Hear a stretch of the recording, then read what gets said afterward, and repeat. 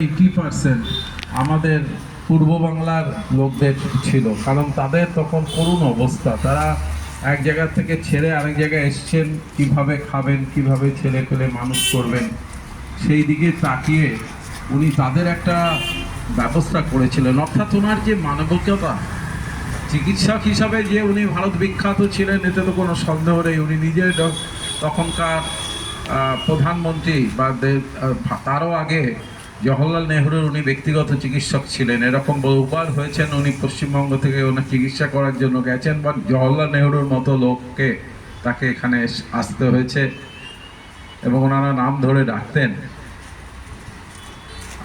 এই দিনটা 1991 সাল থেকে প্রথম এই ন্যাশনাল ডক্টরস ডে পালন শুরু হয়, এবং সেটা কিন্তু ওনাকে স্মরণ করেই শুরু হয়।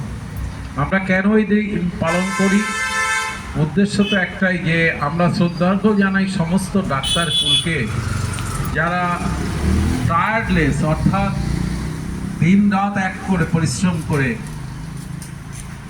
এই রোগীদের বাঁচাবার চেষ্টা করেন। একটা কথা হচ্ছে যে এই 25 সালের যে থিমটা ডক্টরস ডে, সেটা হচ্ছে যে বিহাইন্ড দি মাস্ক, অর্থাৎ মুখোশের আড়ালে যারা এইরকম পরিশ্রম করেন বা সাধারণ লোকের জীবন বাঁচাবার জন্য, এরকমভাবে ব্যাখ্যা করা হয়েছে হি হিলস দ্য হিলার্স, অর্থাৎ যারা ভালো হচ্ছে তাদেরকে হিল করেন, অর্থাৎ তাদেরকে রোগ মুক্ত করার চেষ্টা করেছেন। ওনার উদ্দেশ্যে আপনাদের সবার মতো আমিও প্রণাম জানাচ্ছি।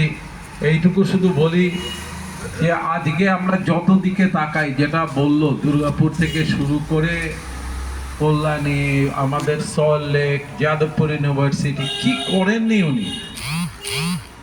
কেন যেন মনে হয় যে কাজের লোক যদি আরো 5 বছর বেঁচে থাকতে, যদিও উনি যথেষ্ট বয়স পেয়েছেন, 80 বছরে মারা গেছেন। আমাদের অ্যাভারেজ আয়ু যখন উনি মারা গেছেন তখন হয়তো 60-62 ছিল, এবং বা তারও কম, 57-58 বা 5-এর ঘরে ছিল আর কি।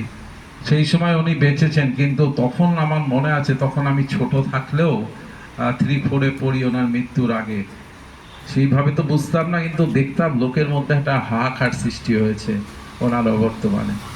তাই তো ওনাকে প্রণাম জানাই, এবং সেই সাথে আজকে এই ডক্টরস ডেতে ডক্টরদের শ্রদ্ধা জানাবার দিন, ডক্টরদের প্রতি সাধারণ পাবলিক আমাদের এই মৈত্রীবন্ধন সোশ্যাল ওয়েলফেয়ার ট্রাস্ট, যে তারা যে এই অনুষ্ঠান করেছে, আপনারা দেখবেন যে চারিদিকে অনেক সংস্থা আছে, তারা বিভিন্ন রকম কাজ করতে অভ্যস্ত, কিন্তু এইটা অনেকেই ভুলে যায়।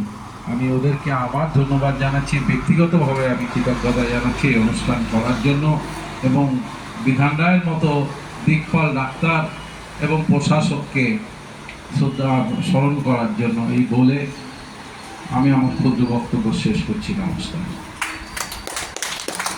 আমি অনুরোধ করব প্রশান্ত মিত্র